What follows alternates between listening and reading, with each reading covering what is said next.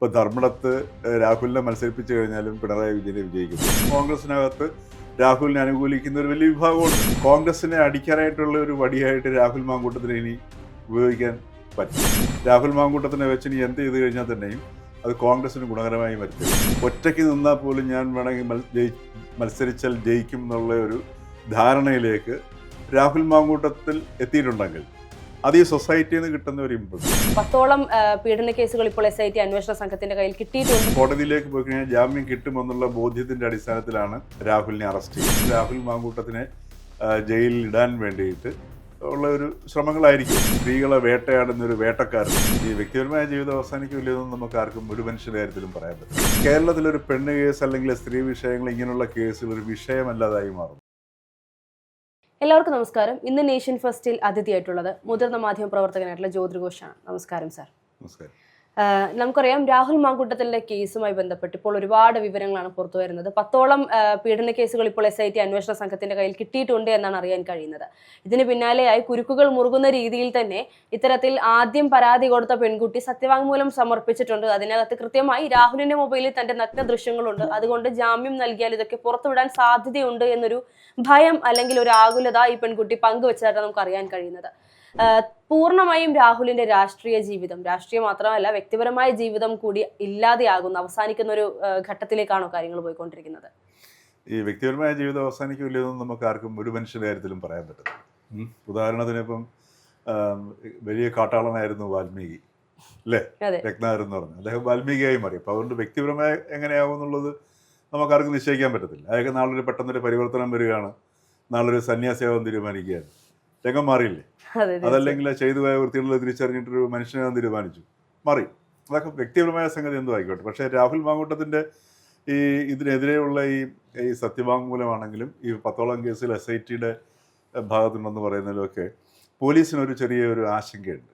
അതായത് കോടതിയിൽ ഇത് പരിഗണനയ്ക്ക് വരുന്ന സമയത്ത് രാഹുൽ മാങ്കൂട്ടത്തിന് ജാമ്യം കിട്ടുമോ ഇല്ലയോ എന്നുള്ളൊരു സംശയമുണ്ട്. അങ്ങനെ ആ ഒരു ജാമ്യം കിട്ടും, കോടതിയിലേക്ക് പോയി കഴിഞ്ഞാൽ ജാമ്യം കിട്ടുമെന്നുള്ള ബോധ്യത്തിൻ്റെ അടിസ്ഥാനത്തിലാണ് ആസൂത്രിതമായിട്ട് ശനിയാഴ്ച രാത്രിയിൽ പാലക്കാട്ട് നിന്ന് രാഹുലിനെ അറസ്റ്റ് ചെയ്യുന്നു. അതല്ല എന്നുണ്ടെങ്കിൽ എപ്പോൾ വേണമെങ്കിലും വിളിച്ചാൽ ഞാൻ വരാൻ തയ്യാറാണ് എന്ന് പോലീസിനെ അറിയിച്ചിട്ടുള്ള വ്യക്തിയായിരുന്നു രാഹുൽ മാങ്കൂട്ടത്തിൽ. അപ്പോൾ ഒന്ന് ജസ്റ്റ് വിളിച്ചാൽ മതി, വരുമായിരുന്നു. ചോദ്യം ചെയ്യാനുണ്ട്. കാരണം ഒരു കേസിനകത്ത് ജാമ്യവും ഒരു കേസും അറസ്റ്റ് തടയലും ഉണ്ടായി. അപ്പോൾ ആ ഒരു സാഹചര്യത്തിലാണ് ഗവൺമെൻറ് ഇയാളെ ജയിലിൽ എങ്ങനെയെങ്കിലും അകത്ത് ഇട്ടേ പറ്റൂ എന്നുള്ള ഗവൺമെൻറ്റിൻ്റെ ഒരു ആവശ്യം അതായിരുന്നു. പക്ഷേ ഇത് കോൺഗ്രസിനെ അടിക്കാനായിട്ടുള്ള ഒരു വടിയായിട്ട് രാഹുൽ മാങ്കൂട്ടത്തിനെ ഇനി ഉപയോഗിക്കാൻ പറ്റില്ല. കാര്യം രാഹുൽ മാങ്കൂട്ടത്തിനെ വെച്ച് ഇനി എന്ത് ചെയ്ത് കഴിഞ്ഞാൽ തന്നെയും അത് കോൺഗ്രസിന് ഗുണകരമായി വരത്തേ ഉള്ളൂ. കാരണം കോൺഗ്രസ് അവർക്ക് ചെയ്യേണ്ട നടപടികളെല്ലാം ചെയ്തു. ഇപ്പോൾ കോൺഗ്രസ് പാർട്ടിക്കാരനല്ല, കോൺഗ്രസിനെ സംബന്ധിച്ചിട്ട് കോൺഗ്രസ് പാർട്ടിക്കാരനല്ല. രാഹുൽ മാങ്കൂട്ടത്തിന് അതിനകത്ത് കോൺഗ്രസ് പാർട്ടിയിൽ വിശ്വസിക്കുകയോ അതിനുവേണ്ടി പ്രവർത്തിക്കുകയോ ഒക്കെ ചെയ്യാം. പക്ഷേ പാർട്ടി ആദ്യമായിട്ട് സസ്പെൻഡ് ചെയ്തു, പിന്നെ ഡിസ്മിസ് ചെയ്തു. അപ്പോൾ ഇതിൽ കൂടുതലൊന്നും പാർട്ടിക്ക് ചെയ്യാനില്ല. പിന്നെ അവർക്ക് കിട്ടിയൊരു പരാതി നേരെ DGPക്ക് കൊടുക്കുകയും ചെയ്തു, അല്ലേ? പിന്നെ ഇപ്പോൾ ഈ പറയുന്നത് 1ാമത്തെ കേസ് കൊടുത്ത് ആ ഒരു അതിജീവിത സത്യവാങ്മൂലത്തിൽ നിന്ന് പറയുന്നു. അതൊക്കെ സ്വാഭാവികമായിട്ട് ഈ പറഞ്ഞതുപോലെ രാഹുൽ മാങ്കൂട്ടത്തിനെ ജയിലിൽ ഇടാൻ വേണ്ടിയിട്ട് ഉള്ള ഒരു ശ്രമങ്ങളായിരിക്കും. അപ്പോൾ അത് സർക്കാരിൻ്റെ ഭാഗത്തു നിന്നുണ്ടായിരിക്കാം അത്ര ഒരു ശ്രമം.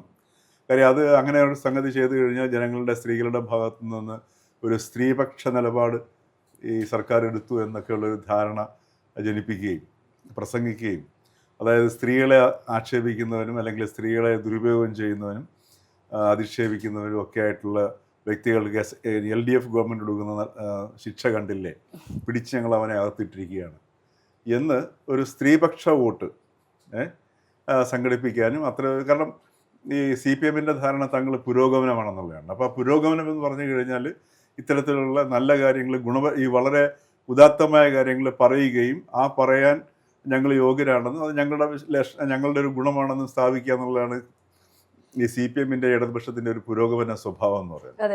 അപ്പോൾ അതിനുവേണ്ടി ചിലപ്പോൾ രാഹുലിനെ ഉപയോഗിക്കുന്നതായിരിക്കാം. അപ്പോൾ ഇങ്ങനെയുള്ളൊരു സ്ത്രീകളെ വേട്ടയാടുന്ന ഒരു വേട്ടക്കാരന് ഞങ്ങൾ ഈ സർക്കാർ ഇരകളോടൊപ്പമാണ്, വേട്ടക്കാരനെ ഞങ്ങൾ പിടിച്ചകത്തിട്ടിരിക്കും എന്ന ഒരു നറേറ്റീവിന് വേണ്ടിയിട്ട് ആണ് ഇപ്പോൾ ഈ സർക്കാർ രാഹുലിനെ പിടിച്ചകത്തിട്ടിരിക്കുന്നത്. മറിച്ച് സ്ത്രീകളുടെ വിഷയത്തിലോ ഏതെങ്കിലും സാധുക്കളായ സ്ത്രീകളുടെ, അതല്ലെങ്കിൽ ശക്തരല്ലാത്ത, ഇതിപ്പം രാഹുലുമായി ബന്ധപ്പെട്ട കേസിലുള്ള യുവതികളും അല്ലെങ്കിൽ സ്ത്രീകളൊക്കെ തന്നെ അത്യാവശ്യം സാമ്പത്തികമായിട്ടും വിദ്യാഭ്യാസപരമായിട്ടൊക്കെ മികച്ച നിലയിലുള്ളതാണ്, അല്ലേ? എന്നാൽ ഈ ഹേമ കമ്മിറ്റി റിപ്പോർട്ടിൽ പറഞ്ഞിരിക്കുന്ന പാവം പെൺകുട്ടികളുണ്ട്. അതിന് പുറത്ത് ഗവൺമെൻറ് എത്ര നാൾ അടയിരുന്നു? ഹൈക്കോടതി പോലും ഞെട്ടിപ്പോയി. അതിനകത്തിറങ്ങുന്ന ഈ താരങ്ങൾ തറയിൽ വീണ് ഉടഞ്ഞുപോയി എന്നാണ് ഹൈക്കോടതിയുടെ പരാമർശം തന്നെ വരുന്നത്. ഹൈക്കോടതിയിലെ ഹേമ കമ്മിറ്റിയുടെ റിപ്പോർട്ടിൽ തന്നെ പറയുന്നത്. അപ്പോൾ അതിൻ്റെ പുറത്ത് എന്ത് നടപടികളെടുത്തു? ഒന്നും എടുത്തില്ല. അതേപോലെ തന്നെ CPM-ൻ്റെ പാർട്ടിക്കകത്ത് തന്നെ അവരുടെ പാർട്ടി നേതാക്കളുടെ പേരിൽ ഒരുപാട് ആരോപണങ്ങളും അതേപോലെ നടപടികളൊക്കെ ഉണ്ടായിട്ടുണ്ട്. എന്ത് നടപടിയെടുത്തു? അവരൊക്കെ വീണ്ടും പഴയ സ്ഥാനത്ത് കൂടുതൽ പവർഫുള്ളായിട്ട് വന്നിരിക്കുന്നു. അപ്പോൾ ഇത്തരം ഒരു സാഹചര്യത്തിൽ സ്ത്രീകളുടെ ഇരകളോടൊപ്പമാണ് ഈ LDF ഗവൺമെൻറ് എന്ന് വരുത്തി തീർക്കുന്നതിനുള്ള ഒരു ശ്രമം രാഹുലിനെ മുൻനിർത്തിക്കൊണ്ട് ഈ സർക്കാരിൻ്റെ ഭാഗത്തു നിന്നുണ്ട്. കോൺഗ്രസിനെ സംബന്ധിച്ചിട്ട് അത് പേടിക്കേണ്ട ആവശ്യമില്ല എന്നുള്ളതാണ്. കോൺഗ്രസ് ഈ പറഞ്ഞ നടപടിയെടുക്കുകയും പാർട്ടിയിൽ നിന്ന് പുറത്താക്കുകയും ചെയ്തു. തീർച്ചയായിട്ടും കോൺഗ്രസിനകത്ത് ഒരു വിഭാഗം ആൾക്കാർ രാഹുൽ മാങ്കൂട്ടത്തിനെ സപ്പോർട്ട് ചെയ്യുന്നുണ്ട്. ഇപ്പോൾ ഷാഫി പറമ്പിലും രാഹുൽ മാങ്കൂട്ടത്തിലും തമ്മിലുള്ള ബന്ധം എന്ന് പറഞ്ഞാൽ എല്ലാവർക്കും അറിയാവുന്നതാണ്. അത് വ്യക്തിപരമായ ബന്ധമാണ്. ഒരുപക്ഷെ തീർച്ചയായിട്ടും കോൺഗ്രസിനകത്ത് രാഹുലിനെ അനുകൂലിക്കുന്ന ഒരു വലിയ വിഭാഗമുണ്ട്. അതെ, അതിന് ഉദാഹരണമാണല്ലോ ഫെനി നൈനാന്റെ ഭാഗത്ത് നിന്ന് ഈ ഒരു മൂന്നാമത്തെ പരാതി വന്നപ്പോഴുണ്ടായിരുന്ന നീക്കം എന്ന് പറയുന്നത്. ഫെനി നൈനാൻ ഇട്ട ഒരു സ്ക്രീൻഷോട്ട്, കൃത്യമായി പെൺകുട്ടി ഫെനി നൈനാൻ അയച്ചിട്ടുള്ള മെസ്സേജുകൾ തലയും വാരമില്ല എന്ന് പറയുമ്പോൾ പോലും കൂട്ടുകാരനെ സപ്പോർട്ട് ചെയ്യുന്ന അല്ലെങ്കിൽ വള്ളി പിടിക്കുന്ന ചങ്കിനെ സപ്പോർട്ട് ചെയ്യുന്ന എല്ലാം തന്നെയും ആ ഒരു സ്ക്രീൻഷോട്ടിനകത്ത് പുറത്തു വിട്ടിട്ടുണ്ടായിരുന്നു എന്നുള്ളതാണ്. അപ്പോൾ ആ രീതിയിലൊക്കെ സംഗതികളൊക്കെ ഉണ്ടോ? അതൊക്കെ ഈ പറഞ്ഞ പോലെ ഈ ഇത്രയും യൂത്ത് കോൺഗ്രസിന്റെ പ്രസിഡന്റായിട്ട് നിന്നു, അതിന്റെ സ്പോക്സ്മാനായിട്ട് മാധ്യമങ്ങളിൽ അവതരിച്ചു. അപ്പോൾ ഇങ്ങനെ വളരെയധികം ബന്ധങ്ങളുള്ള ഒരു വ്യക്തി കൂടെയാണ് ഈ അദ്ദേഹം. ഇപ്പോഴും MLA ആണ്, അല്ലേ? അപ്പോൾ ആ ബന്ധങ്ങളൊക്കെ ഉണ്ടാവും. പക്ഷേ ഒരു പൊതുജന മധ്യത്തിൽ കോൺഗ്രസ് പാർട്ടിക്ക് ഇപ്പോൾ രാഹുൽ ഒരു ബാധ്യതയല്ല. മാത്രമല്ല, രാഹുൽ ബാധ്യതയല്ല എന്ന് മാത്രമല്ല, ഇപ്പം VD സതീശനൊക്കെ വളരെ അഭിമാനത്തോടുകൂടി പറയാവുന്നൊരു സംഗതിയുണ്ട്, ബോധ്യത്തിന്റെ അടിസ്ഥാനത്തിൽ നടപടിയെടുത്തെന്ന് പറഞ്ഞു, അല്ലേ? ആ ഒരു സമയത്ത് ഈ പറയുന്ന ബോധ്യത്തിന്റെ അടിസ്ഥാനത്തിൽ എന്ന് പറയുമ്പോൾ പലരും വിമർശിച്ചിരുന്നെങ്കിൽ ഇന്നിപ്പോൾ അത് കൃത്യമായിരുന്നു എന്ന് മനസ്സിലാവുകയാണ്. തീർച്ചയായിട്ടും. കാരണം എന്ന് വെച്ചാൽ അവർക്ക് ബോധ്യം ഉണ്ടായിട്ടുണ്ട്. ഇപ്പം ഈ രാഹുൽ മാങ്കൂട്ടത്തിന്റെ ഈ രീതിയിലുള്ള ഒരു അദ്ദേഹത്തിനൊരു സൈക്കോളജിക്കൽ ഡിഫക്റ്റ്, അതല്ലെങ്കിൽ ഒരു മാനസിക രോഗത്തിന് സമാനമായ ഒരു സ്വഭാവം തന്നെയാണെന്ന് നമുക്ക് കരുതേണ്ടിയിരിക്കുന്നു. കാര്യം ഇത്രയും സംഭവങ്ങൾ, കാര്യം ഈ ഇതിനകത്തെല്ലാം ഈ പറയുന്നത് പോലെ അദ്ദേഹം ഇപ്പോൾ ഈ കോടതിയിൽ വന്നിരിക്കുന്ന കേസുകളിലെല്ലാം പറഞ്ഞ് ഉഭയകക്ഷി സമ്മതത്തോടെ ചെയ്യുന്നതാണ് പറയുന്നത്, അല്ലേ? അപ്പോൾ അത് അദ്ദേഹത്തിൻ്റെ ഒരു സ്വഭാവത്തോടെ കാണിക്കുന്നതാണ്. അതിനെക്കുറിച്ചിട്ടുള്ള ബോധ്യം കോൺഗ്രസ് നേതൃത്വത്തിനുണ്ടായിരുന്നു. ആ ബോധ്യത്തിൻ്റെ അടിസ്ഥാനത്തിലാണ് ഒരു വിഷയം വന്ന സമയത്ത്, പുറത്തു വന്ന സമയത്ത് നടപടിയെടുത്തത്. അപ്പോൾ കോൺഗ്രസിന് ഇത് ബാധകമല്ല. CPM-ൻ്റെ ഈ ഒരു ശ്രമം ഇത് തന്നെയാണ്. മാത്രമല്ല, ഇപ്പോൾ ഈ സ്ത്രീ വിഷയങ്ങളൊക്കെ വരുമ്പോഴത്തേക്ക് പാർട്ടി ഇങ്ങനെ നടപടിയെടുക്കും എന്ന് പറയുമ്പോൾ കുറേ ദിവസത്തേക്ക് രാഹുൽ മാങ്കൂട്ടത്തിൽ വീണ്ടും ചർച്ചയിലേക്ക് വരുന്നു. അങ്ങനെ വരുമ്പോഴത്തേക്ക് ഇപ്പോൾ രാഹുൽ മാങ്കൂട്ടത്തിനെ ചൂണ്ടിക്കാണിച്ചുകൊണ്ട് വേണമെന്നുണ്ടെങ്കിൽ രാഷ്ട്രീയമായി വീണ്ടും എതിർക്കണമെങ്കിൽ എതിർക്കാം, അല്ലേ? ഇപ്പോഴും കോൺഗ്രസിനുള്ളിൽ തന്നെ ആൾക്കാർ സപ്പോർട്ട് ചെയ്യുന്നവരുണ്ട്. എല്ലാ ഒത്താശയും കൊടുക്കുന്നത് അവരാണ്. രാഹുലിന് ഒളിച്ചിരിക്കാൻ അവസരം ഉണ്ടാക്കി കൊടുത്തതെല്ലാം കോൺഗ്രസ് ആണ്. അതുപോലെ പാലക്കാട് തിരഞ്ഞെടുപ്പിൽ ഇദ്ദേഹം പാർട്ടിക്ക് വേണ്ടി വോട്ട് പിടിച്ചു. ഇങ്ങനെയൊക്കെയുള്ള ഒരുപാട് കാര്യങ്ങൾ പറയാൻ പറ്റും.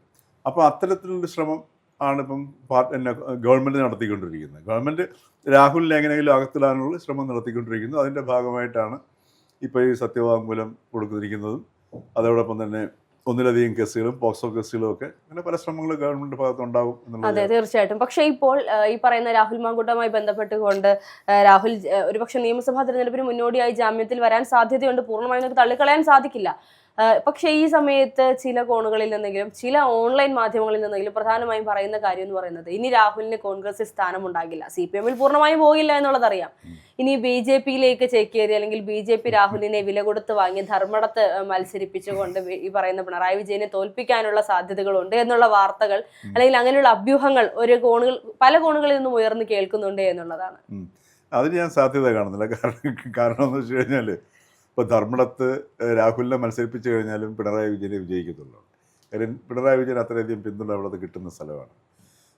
ധർമ്മടത്തെ കമ്മ്യൂണിസ്റ്റുകാരെ അല്ലെങ്കിൽ CPM-കാരെ ഒന്നും പെട്ടെന്ന് മാറ്റാനും പറ്റത്തില്ല. മാറി തുടങ്ങിക്കഴിഞ്ഞാൽ കണക്കിന് മാറുകയും ചെയ്യും. അത് അല്ല, പറയാം. ഈ കഴിഞ്ഞ കുറച്ച് ദിവസങ്ങൾക്ക് മുൻപ് ഇത്തരത്തിൽ നമ്മൾ നേഷൻ ഫസ്റ്റ് തന്നെ ഒരു സർക്കാസ്റ്റിക് ചർച്ച എടുത്തിരുന്നു.